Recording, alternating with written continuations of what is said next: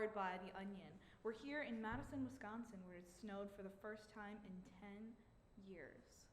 Another first, meth is legal now. Whoa. And here to talk about it, we have a special guest, Birkin. I'm very on meth lately. Have you been watching any shows about meth lately? Actually, great question I have. I've been watching Breaking Bad. Breaking Bad? Breaking I Bad. love Breaking Bad. A classic. Very classic. Very classic. That's so old school. You know what I love about Breaking Bad is just how every character is like using each other for something else, and it's all like they're all manipulating each other. What?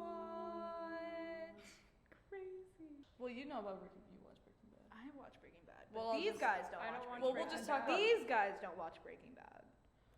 Okay, basically, Walter is using Jesse to get. Who are Walter and Jesse? Well, Walter is an ex-science teacher. He just Okay. found out that he has cancer.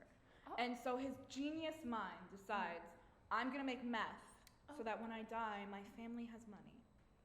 That's so generous. That's very It's a classic. good Considerate of it's a them. good idea That's very American. from a good heart. And then It's true. once you go dark, you tumble. And he starts to manipulate everyone around him. Manipulation. Yeah. Gus. Gus is a master manipulator. Gus is a master manipulator. Jesse manipulates.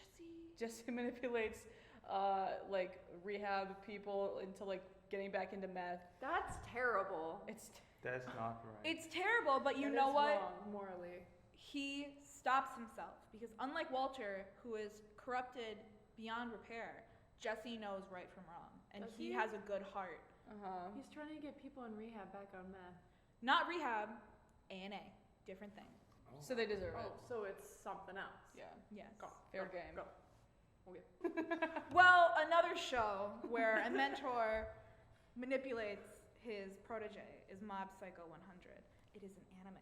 Oh. And it is about this boy who has telekinetic powers, and he doesn't know how to control them.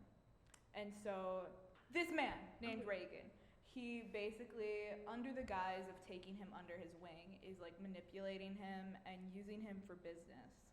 And like, so he'll perform exorcisms and like he'll pretend that it's him doing the work, but it's really Mob. And His name is Mob. yes, his name is So Mob. he's just like taking benefit of the mob. Yes. That's A all. Mob. And he doesn't see it as manipulation. He loves Reagan. He's chill. Yeah. Mob is chill. Mob was very chill. Do you know what that what would you call it? You said the mentor relationship in Mob Psycho? Protege, mentor, Yeah. mentor. It reminds me of Whiplash. You ever seen that? I haven't seen. I have. I saw it when it was up for an Oscar. J.K. Simmons plays a terrible person. A terrible mentor. Mentor. Essentially, Miles Teller's character wants to be a jazz drummer, percussionist, and he joins this jazz ensemble directed by J.K. Simmons' character, and it's Pretty itchy cutthroat. double hockey sticks. It's Yeah, bad. yeah. He threw a chair at Miles his first day in the ensemble because he wasn't at his pace. I would say this is a situation where he was manipulated, but it was detrimental. Like, he was gonna give up, but he didn't, because he realized that J.K. Simmons is not a good person to help determine your self-worth, because he's mean to everybody. Well, we're talking about manipulation, and that kind of reminds me of Succession, HBO Succession, if you know it, and you don't. No, we don't. Explain No. it. So the CEO, like the owner of this this media conglomerate, he's like a super old guy. He's getting old. He's gonna die. He has to choose a successor who might be one of his 3 children, but it could be someone else. And basically everyone in this like family and like everyone in like relation to them is like playing the game, and like everyone's like chasing the bag. I have a question. What? Is Matthew McFadden one of his kids? Matthew McFadden is the husband of one of his kids. Yeah, but there's a lot I of love like Matthew McFadden. that family's like, I mean, their like marriage is like they're using each other also. I mean, easily Oh. like Matthew McFadden is like using like his wife, the daughter of Logan Roy, to get in. American Psycho kind of does something like that, where they're all kind of Business Bateman setting. and his colleagues are all kind of chasing the bag, but mostly like the manipulation part of that is like the Patrick Bateman's tendency to manipulate every person he knows in his life. And also murder every person. And also he murder, knows, and mostly except for women. And like Reese the manipulation Witherspoon. is also mostly like he he has a way of like manipulating. He's very like charming and such, and he like lures women into his apartment. I feel like Bateman has like two different distinct styles or like approaches to manipulation. Like for men, he's very subtle and Mhm. it's all very like small moves. Mhm. Like it's more of like a power play situation. But Yeah. with women, it's just like straight up misogyny. Yeah, and, it's like unabashed. I own you and you're not a person. Yeah. I can't look at Christian Bale. Christian Bale. Yeah. in my head, I don't know why I thought it was Christopher. Christian Bale. Christopher Bale. His legal name. His character is actually pretty similar to the protagonist from this book I've been reading, his classic novel, My Year of Rest and Relaxation. I'm reading that. It's sort of similar to a character case study like American Psycho is, except she is like this, she's like a mid-20s Columbia graduate, like waspy, like rich white woman in New York. And she like decides to take an entire year trying to be asleep like for as much Just as possible. nap her days She just away. yeah. So she goes to like a quack doctor and like gets like tons of prescriptions to like sleep like all day, like every single day. And She also manipulates her doctor into thinking Yeah. that she is as bad as she says she is. Yeah. She's just sleepy. she goes to her doctor and like she says that she's like Suffering from like everything. she says she basically just tells her whatever she thinks she needs to get, like these prescriptions, and then she has this like best friend and they like hate each other, but they like can't stop, like they get so much out of each other's relationship, or like not so much, but like they just like need each other psychologically or something, but they don't like each other. Reva? Reva. She Reva is like in the same league as like the protagonist, except she's like brunette and she's like a size 4. The protagonist is blonde and rich and skinny. Yeah. And pretty. She notes a lot in the book. Yeah, and she's richer, and She's a lot richer. it's like she gets some kind of pleasure out of like seeing the protagonist, unnamed protagonist, like just like like wasting her life away, like all of her like potential and stuff, and like things that she could have had. Yeah. But like the protagonist keeps like Reva around to like feel superior all the time, but like they don't actually like each other. It's really interesting. They truly only have each other. Yeah, it's actually kind of really sweet. Yeah. It's kind of like Well, us. You know, I've also been reading a book about friends where one manipulates the other. And actually, Oh. it's been made into quite a few movies. Oh. The Dark Wimpy Kid series. Wow, look at that. I have all the Props. DVDs. And it follows a middle school kid named Greg. And he thinks that he's smarter and better and just all around like a better person than everyone around him. And the main draw is just seeing him be like as horrible of a person as possible, but in his mind he sees it justified. Yeah, what's interesting about Diary of a Wimpy Kid is how Greg is actually like an anti-hero. If you took it at face value, you would think his friend Rowley's like a loser and you wouldn't want to be like him. But actually, like Rowley is like always himself and he's just like a great friend. That's why everybody loves him, because he like he has like integrity. He genuinely wants the best for Greg, whereas Greg, he only wants what's good for himself. Yeah. And he doesn't care if he hurts Rowley in the Yeah, process. the book itself is like manipulating to like put themselves in a good position, good looking position. They're trying. Yeah, He- Greg like uses Rowley to like get cooler and stuff. He's always like plotting up these schemes to like get popular and cool, and that's like Mhm. against Rowley's wishes.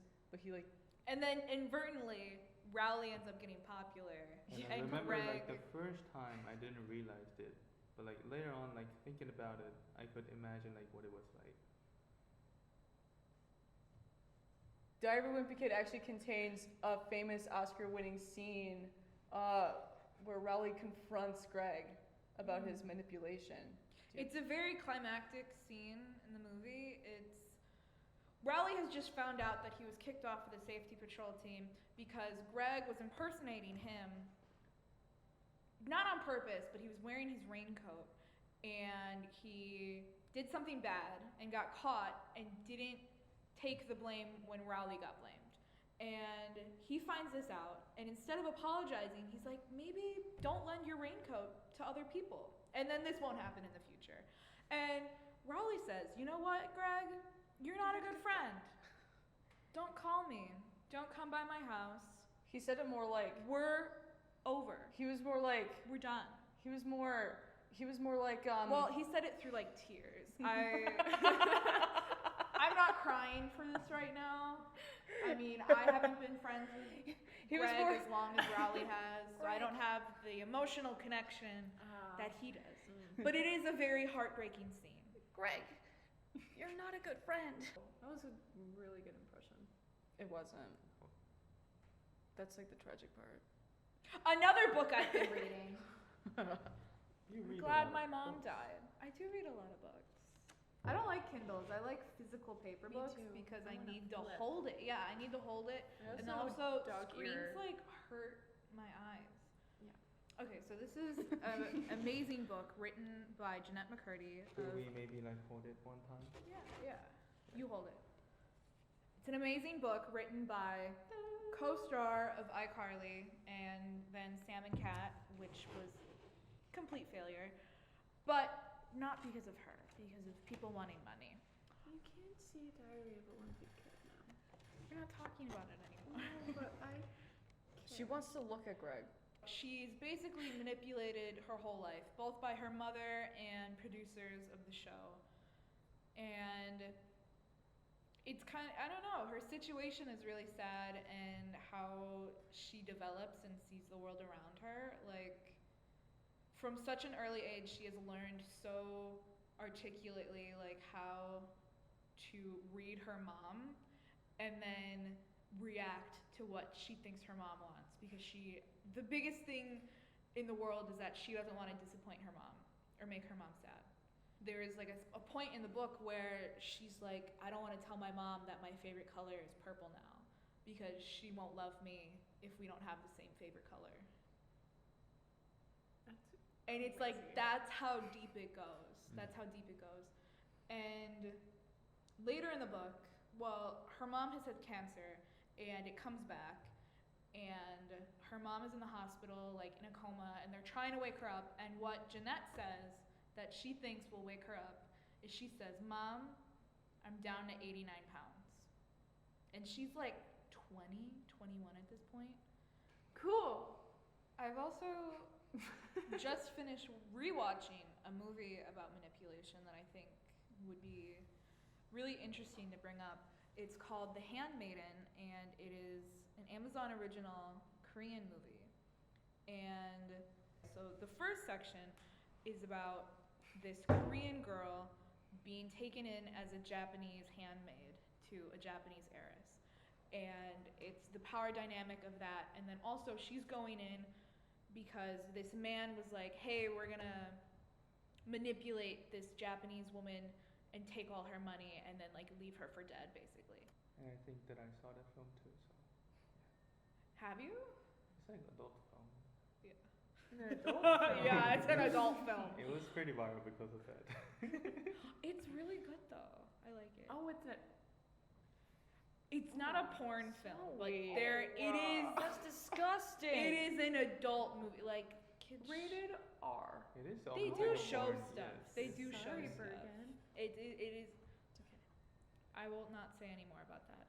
And then the second half, you learn, or part, I should say. The second part, you learn that the Japanese heiress is also in on it. The same man approached her and was like, I'm bringing this girl to you. She thinks she's manipulating you, but really, we're going to manipulate her you can take all your money and run away, and then you don't have to be this heiress anymore. You can do whatever you want. And then there's a scene where they come together, and the heiress is trying to kill herself, and then the girl like is like holding her up because she's like hanging herself from a tree, and she's like, oh, I'm so sorry, miss, I'm so sorry, we're manipulating you. And she's like, I'm manipulating you. And then they realize that the man put them against each other. And so, well, also at the same time they're falling in love, and it's really sweet. And That's cute. at first you think it's like part of the manipulation, but then it's like, oh, this is like real love. And then so they team up and they manipulate the man, basically kill him. It's pretty savage. And then they run away and they live together happily ever after, and they're in love.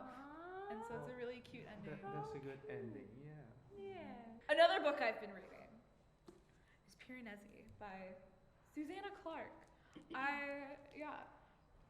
It is about this guy who lives in kind of like a Greek labyrinth inspired place. There's thousands on thousands of halls filled with different rooms that just are lined with like Greek sculptures. And he spends his days walking around and like tallying, writing down, like making a map of all the sculptures and like being like checking on them, cleaning them, and like just living his life. And once a week this businessman comes and like basically will like ask him questions, like give him food, like see, like I don't know, ask him weird things like about his mental state and like about the place. And then later in the book you find out that the main guy, Piranesi, was kidnapped by the businessman, and he's like a college professor or something, and he's been studying this world that exists on another plane.